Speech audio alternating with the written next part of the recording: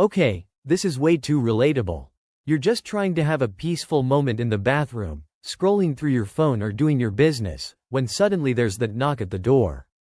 The panic instantly sets in. Your heart stops, and you freeze like a deer in headlights. Now you've got to make that split-second decision. Do you answer? Do you stay silent and pretend nobody's home? The awkward tension is real. And why does it always feel like the most inconvenient timing? This perfectly captures that universal moment of bathroom anxiety we've all experienced. The way he's just sitting there, caught off guard with his phone, is absolutely perfect. Comedy gold right here.